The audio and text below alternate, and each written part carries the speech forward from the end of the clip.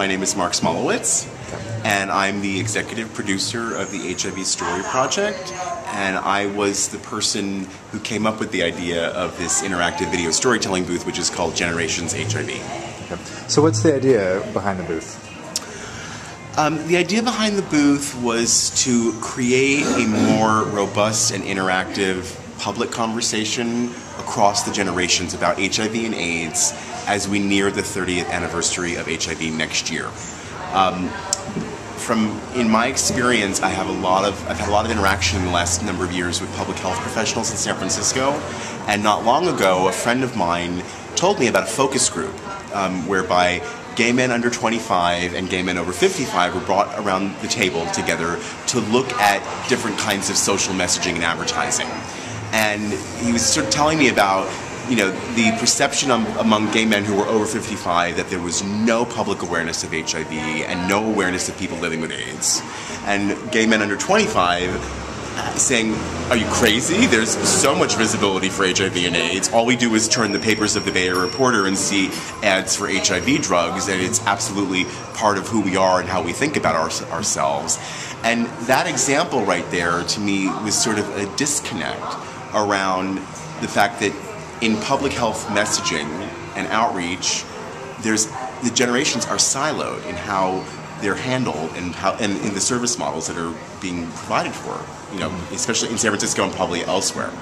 And as a gay man with HIV who's Generation X, I was always really mindful that we lost a generation before us to AIDS. Many of my potential mentors died. And I've taken on this mantle of awareness that the generations coming after me, now that I'm in my early 40s, need mentorship. And that we now, at the 30-year mark of HIV, have an opportunity to create more mentorship and more understanding across the generations, that we can learn from our past mistakes, that we can talk openly about behavior and experience, and that we can use storytelling to do that. Well, let's enter. Let's enter. Okay. So here's some signage.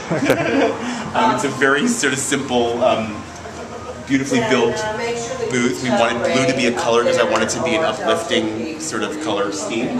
To tell them you want a replacement. So one of those guys. And let's see. Now we're inside the booth, which is a very simple booth. Here we go. What you see in front of you is a touchscreen interface. Okay, so this was an originally designed app that a team of tech guys here in San Francisco created for us. I'll just tell you that, our tagline for this project is a new media AIDS quilt for the 21st century. So I was really mindful that, in the really challenging AIDS years, we had the AIDS quilt where people were making actual physical quilts as a way of sort of honoring people who had died and also telling their stories so they wouldn't be forgotten. Well, now we're in this completely multimedia, social media, interactive media age where all this stuff can happen at people's desktops and laptops. So I felt like we could jumpstart this, idea that we're making a new media AIDS quilt. These people here are actual subjects from the short films that we've been producing. Okay, so it sort of connects it back to the HIV Story Project, which is our short film endeavor. But you basically touch begin. Okay, there's some simple language here which people scroll down to, opt in for terms and conditions, and I'll just touch I agree to show you how this works. And people don't have to give their real name here. They can just give a name, but I'll give my name, which is Mark. And then you touch done, and then this is where you talk about where you enter your year of birth, and I'll enter mine, which is 1968. Me too. That's right, we share that time frame. And then HIV status, so people can choose negative, positive, not sure, no answer. I'll choose positive, which is what I am, and then continue. And then this is choose an activity, which is basically one of 3 activities which I kind of explained before we entered the booth. So it's ask a question, answer a question, tell your story. And again, you can use your 10 minutes to do all 3. And in fact, let's say you wanted to ask multiple questions. You could do that as well. You could also answer multiple questions. But let's choose the answer a question function because it's kind of an interesting thing. It gives you some sort of user choice. So answer a question recorded by another participant. So people all these last 2 weeks have been recording questions. You will view a recorded question that asks for your perspective on an HIV-related issue. Please answer to the best of your ability. After watching the question, you'll have the option to pass and answer a different question. So let's just choose continue. And look how nice that is. I love that. This is beautiful. Yeah. This is great. Yeah. And so this is... I would like to know how you reacted when you learned that you have HIV. Very nice, right? So these were two young girls that stepped into the booth and recorded a question. And so then you're given this touchscreen interface after you hear the question is, yes, I would like to answer this question, no thanks, no, I would like to pass and return to the main menu. So let's choose no thanks, I would like to pass for a different question, just to show you a little bit about it. So know that is now... Oh God, can I screw that already?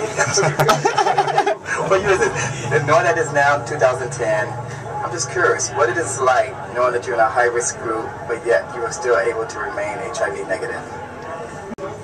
What is your experience getting tested for HIV?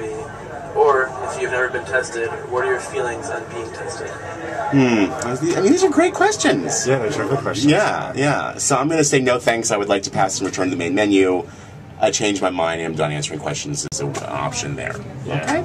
So, and I actually did tell a story myself about a week or two ago, and I used almost up all my 10 minutes just telling my stories. I mean, more than anything, as someone who, is living with HIV myself and has grown, comfortable over time with issues of disclosure in different settings, I wanted the booth not to necessarily be about disclosure. What I wanted it to be about was getting people of all statuses and experiences to get into something together.